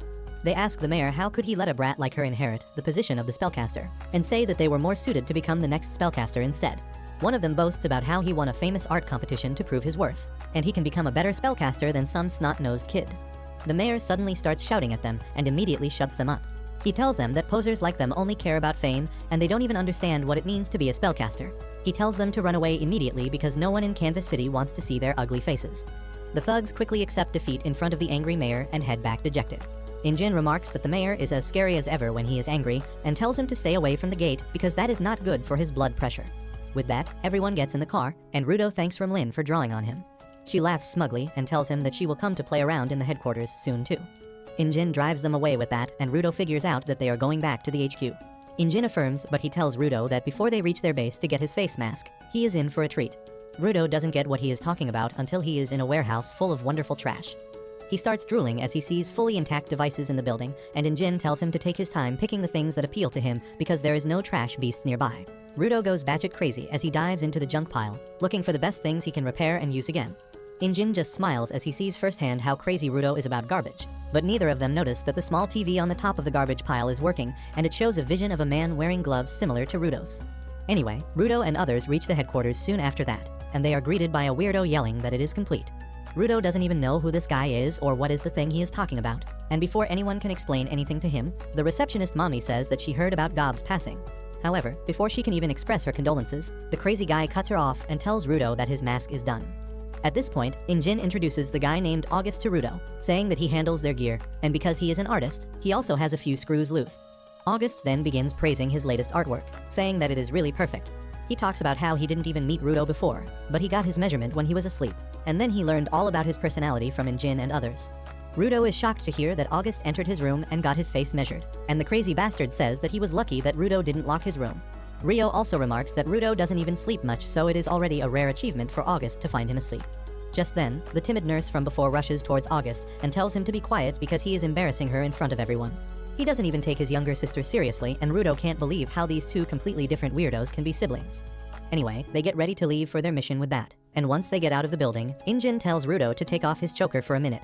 Rudo does as he is told, and then suddenly, all the members of the group pierce and cut their fingers to draw a little blood and mark the choker with it. Rudo is confused by this weird devilish ritual, but Injin tells him that their chokers are a communication device that let them talk to other cleaners who have shared blood with them.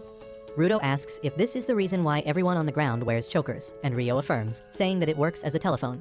She says that exchanging blood gives ride or die vibes, so she really likes the idea, and Rudo puts the choker back on. He wonders what kind of technology does it use, and then thinks that maybe it is another power of the givers. Just as he comes out of his thoughts, he finds everyone staring at him menacingly, telling him that they will need to draw his blood as well, and Rudo is terrified. With the blood exchanging ritual complete, the group finally gets in the car and heads to the no man's land to find the woman who knows about the barrier. Rudo has brought along a lot of garbage he found in the dump site earlier, and Injin tells him that most of it won't even be used because they will have to walk in the no man's land, and he can't carry everything. However, Rudo claims that this is all backup and they never know what tool can help them. Soon after that, they reach the red desert named Penta, which is one of the 5 no man's lands in this world. Tamsi is the first one to climb down into the red sand, and as he examines it, he finds that it is not sand but rust. Just then, he spots a trash beast moving towards them at great speed, and the other members of the group also notice it. Injin decides to let Rudo take care of the trash beast as his first hunt after joining the cleaners. Rudo immediately slides down the sandy slopes with his new face mask on. The fight begins, and the female supporter begins taking down notes about the trash beasts they face. Rio decides to fight 3 scorpion-type trash beasts all at once, chopping them with her giant scissors. One body part of the scorpion rolls away, hitting another trash beast in the distance, who thinks that Zanka did it because he is standing in front of it. The trash beast attacks him and pushes him back, and Zanka just focuses on dodging till he finds the perfect chance to counter. He then attacks the monster's jaw with his staff and unleashes its true ability to shoot spikes in front of it, piercing the monster's head and killing it on the spot. However, he cannot relax yet as more monsters surround him, but just as he is about to fight them, Injin dives towards him with his special move that takes down all the trash beasts except one. Rudo decides to face it himself, and he charges ahead towards the monster, pulling out a keyboard to fight it. His power awakens the hidden potential of the keyboard, and far away from him, the woman in the desert notices it. Back on the battlefield, Rudo becomes the keyboard warrior all Twitter activists think they are. He can only type like my 90-year-old grandma, but as soon as he hits enter, the keys begin floating and go high in the air before hitting the scorpion trash beast like bullets, writing the word "asshole" on its back before it turns to ash. All the monsters are defeated with that, and Injin begins examining the trash hiding under the red sands. Meanwhile, Gris begins scolding the other supporter for taking notes when everyone else was fighting. He tells her that it could be dangerous if her full attention is not on staying alive, but the girl tells him that she would forget everything if she waited for the battle to end. Meanwhile, Rudo is trying to clean the sand and dirt from his mask when he sees a glimpse of a woman in the dust clouds. However, before he can even take a step towards her, Delman and Tamsi find him. Rudo falls to the ground as he is startled by Delman's loud voice, who tells him that he couldn't see his first fight because of all the sand. Rudo thinks that he is at least useful now, but then suddenly, Delman stops talking and starts staring towards something right ahead of him. Rudo also turns around, and he is shocked when he sees a girl cheerfully walking towards them. Delman and Tamsi are on their guard as they see the girl who is not dressed appropriately for this harsh environment, and they say they couldn't even sense her presence. Everyone else also gathers around, and Injin wonders if she is the woman in the stories who has seen people come from the sphere and return. Zanka says that it is too early for them to find the woman, and Injin says that they should try to talk to her and ask for directions at least. However, Rio is a bit more direct, and she asks the girl if she has ever seen people coming from the sphere or trying to go back. The girl affirms, and Rio tells everyone that they have found the person they came here for. Injin says that they lucked out this time, and then the girl named Ammo suddenly starts coughing. She tells everyone to come to her house so that they can talk in peace, because the air here is not good for their body. Rio grows suspicious of her and asks Injin if she should go alone and talk with the girl, but he decides that all of them should go. He feels that even if the girl is plotting something, they can talk it out, and if she really turns out to be a danger, it will be better if all of them are present to fight her. However, his plan fails terribly, and once they reach Almu's house that is full of soft toys and creepy dolls, Injin throws up and collapses. Rudo is the only one conscious now, and as he tries to understand what is happening, Almu grins mischievously at him. It all started 1 hour ago, when Rudo and his friends decided to follow Ammo, unaware of her true plans. Ammo leads them to her home, which is a really tall tower supported by rocks on all sides. Everyone is surprised by this because they never thought they would find a structure like this in the middle of the no man's land. But Rudo wonders if this tall tower can take him all the way to the sphere. Unfortunately for him, the tower is not as tall as he thinks. Ammo opens the gates and asks everyone to come inside the tower. Once inside, they find a huge door that has been locked and chained tightly, and Gris remarks that he doesn't like the look of things in this place. Ammo tells him that this is the living room, and it is really messy, but they should come to her room to enjoy her hospitality. They follow her through the suspiciously well-maintained tower, and on the way, Ammo asks them to take off their masks because the nasty gas from the outside can't reach in here. She says that it is a little creepy and disrespectful if they keep wearing masks in her house. Once they reach her room, everyone removes their masks, and Ammo is really amazed to see their faces. They are also surprised to see that her room is quite whimsy for her surroundings, and the female supporter notes that down too.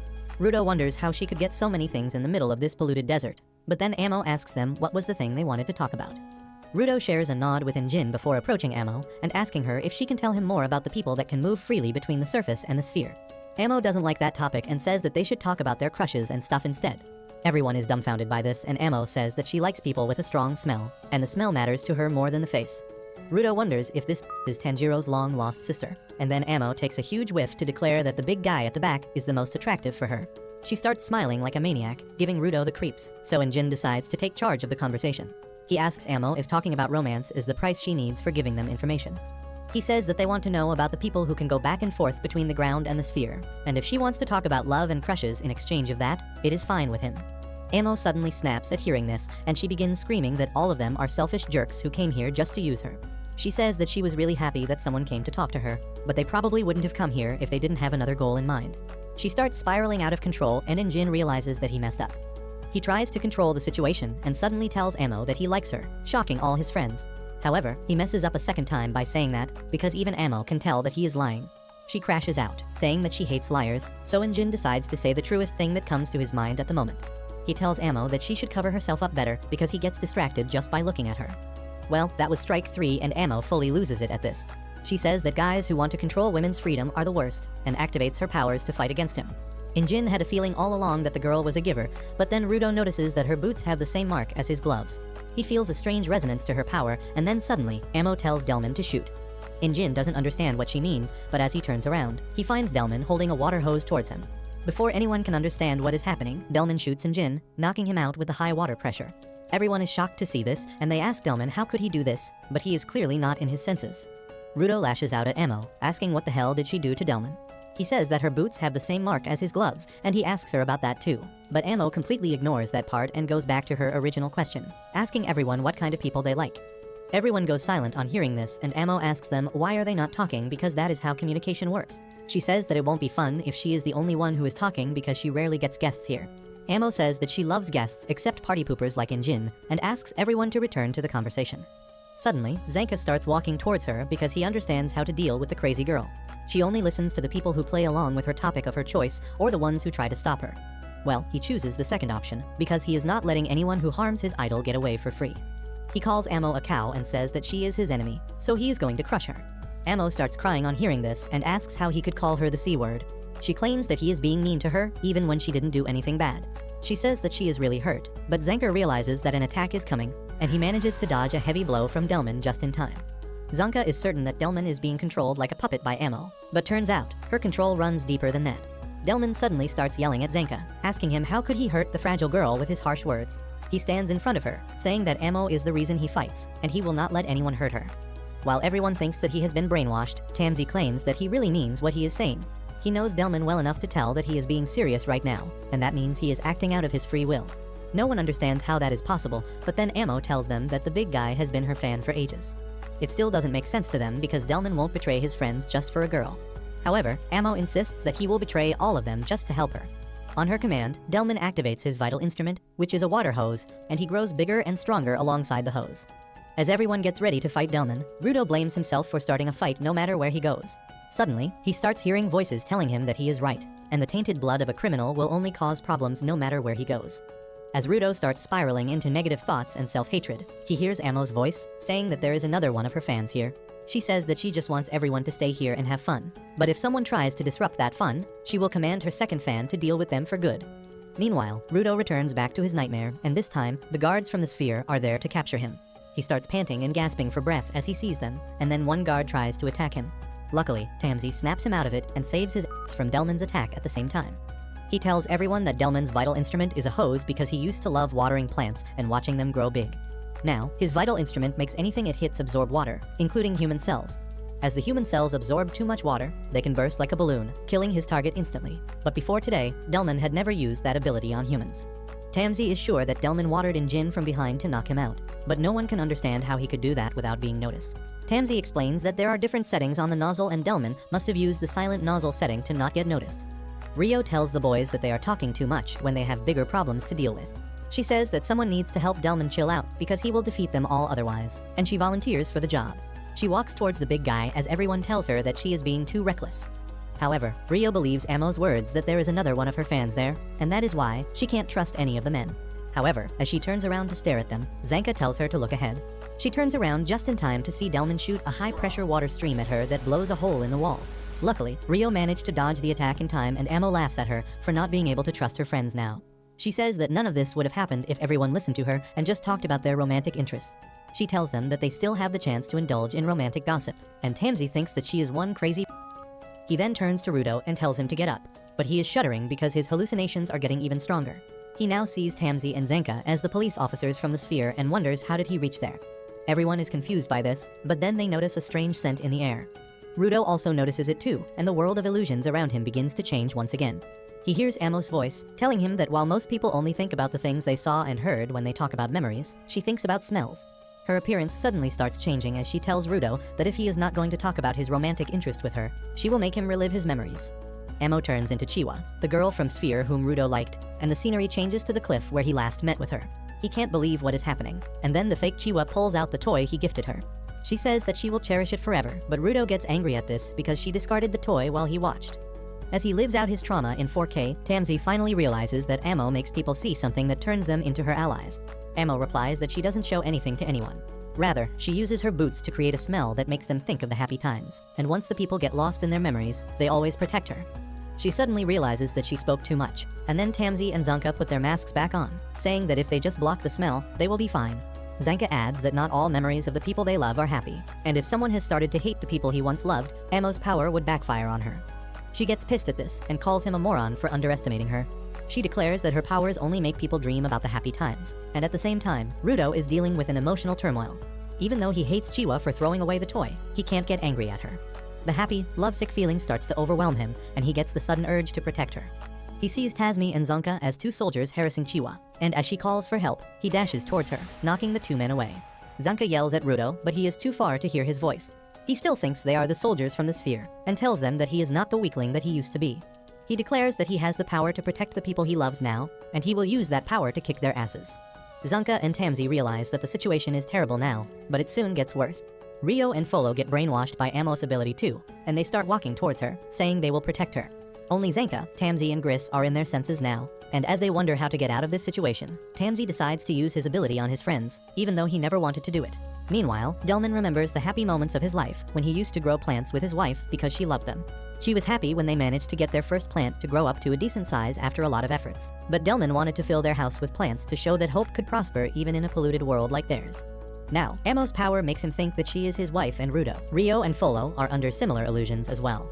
She asks Zanka and Tamsi if they still think they can beat her, and Tamsi pulls out his thread reeling stick and turns it into a staff. Delman thinks that Tamsi and others are the bandits who hurt his wife, and he gets furious at them. He charges at them at the same time as Rudo and others, but Tamsi quickly activates his abilities, sending thick ropes in all directions. Within a split second, everyone is tied up in those ropes, but Amo doesn't think too much of it. She asks her fans to do something for her, and Rio struggles to get out of the ropes that only tighten around her legs. Everyone else does the same, and Tamsi tells them that the more they move, the more the ropes will tighten around them. However, none of them seem to stop, and Tamsi is disappointed because he thought that this level of pain would be enough to snap them out of it. Amo calls him an asshole for hurting his own friends, but she tells him that it will be useless because once someone has fallen for her, they will endure any amount of pain to help her. She laughs, saying that is about to get bloody, but then Tamsi tells her about his vital instrument. He tells her that it is a staff used to wind thread, and then immediately spins it, pulling all the ropes back to the reel. Everyone is dragged towards him along with the rope, and as it stops winding back, Rudo and others are stuck in a sturdy rope wall. Along with them, Tamsi has also caught Amo, who is now hanging upside down from the roof. Tamsi tells her to return everyone to normal, while Zanka is a bit disappointed because he didn't get to do anything this time. Tamsi replies that he called Amo a cow, which pissed her off, and that should count for something. On the other hand, Gris rushes to Tom, the female supporter who is checking on Injin. Gris is glad to see that she is wearing a mask, but unfortunately, Injin is still out of commission. Tom has put a mask on him just in case, and now they can just wait for the fight to end. On the other hand, Amo starts hurting because of the ropes, and she curses Tamsi, telling him that no one has been so rough with her in ages. She suddenly starts crying and begging for help, but Zanka thinks that no one is going to get free from the strong ropes. Well, that is not going to stop Delman and others from trying. They put all their strength into breaking free from the ropes, even as the ropes start cutting into their arms. Tamsi gets frustrated trying to hold back so that he doesn't injure his friends, and he decides to stop Delman first because he seems the most motivated to help Amo. He suddenly manipulates the ropes around Delman, causing them to spin rapidly. Delman basically turns into a super heavy Beyblade that drills through the floors until it hits the basement. However, that is not all that his special move did. Zanka barely clings on to a piece of the floor to prevent himself from falling to the same level as Delman. He tells Tamsi that he overdid it, because everyone else is a mess too.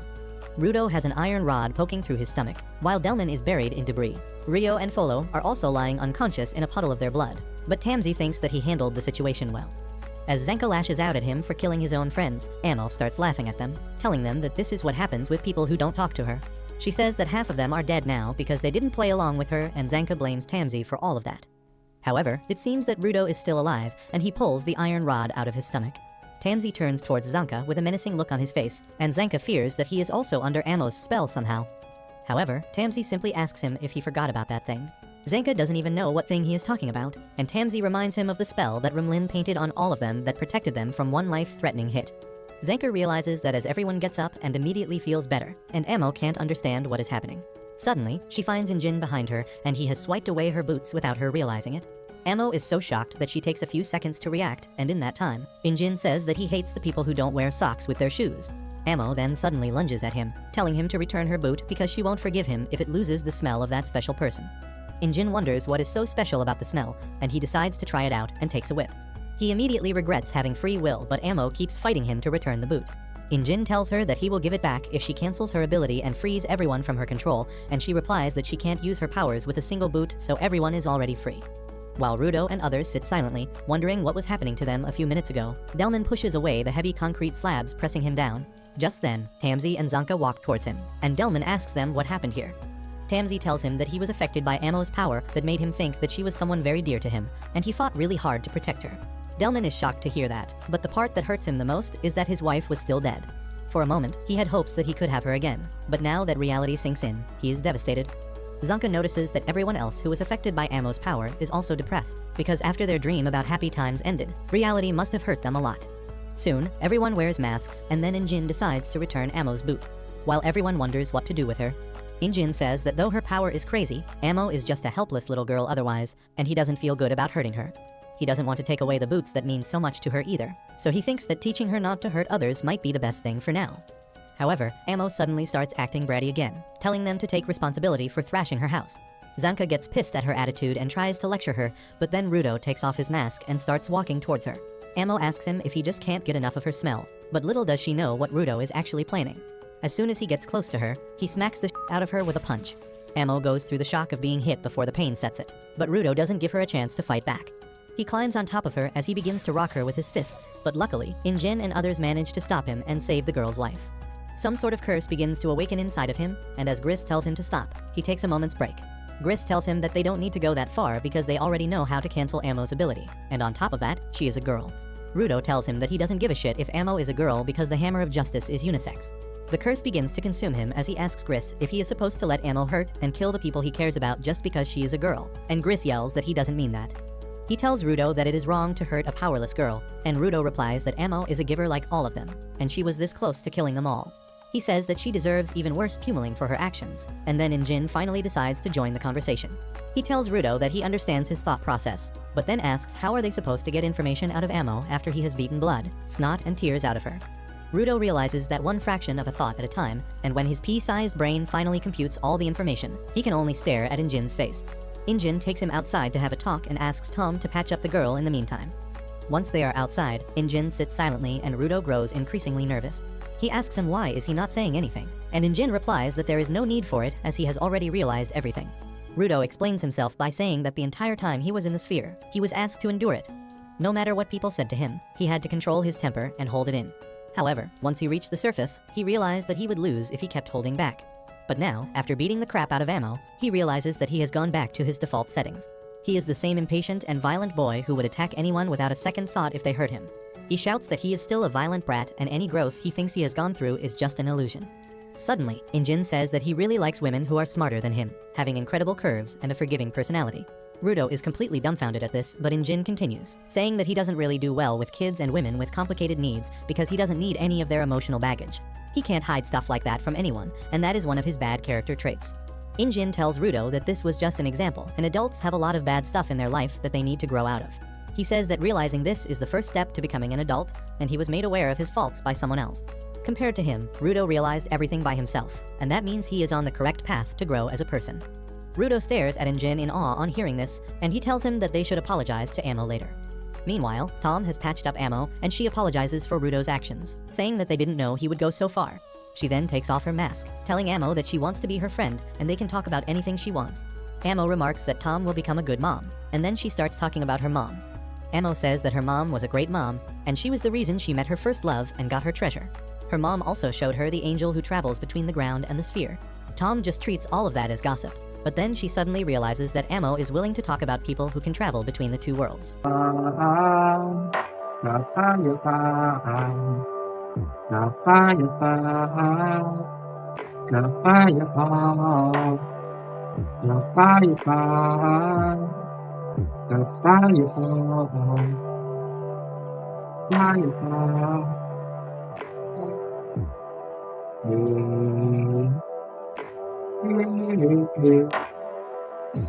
Kapayapaan, kapayapaan, kapayapaan.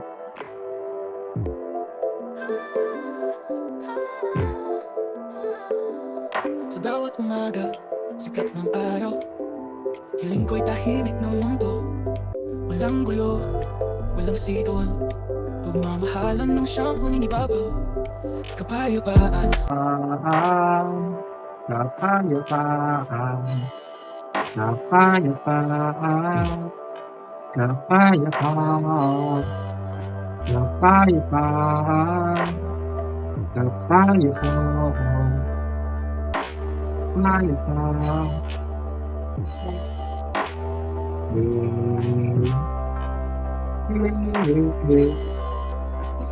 Kapayapaan, kapayapaan, kapayapaan.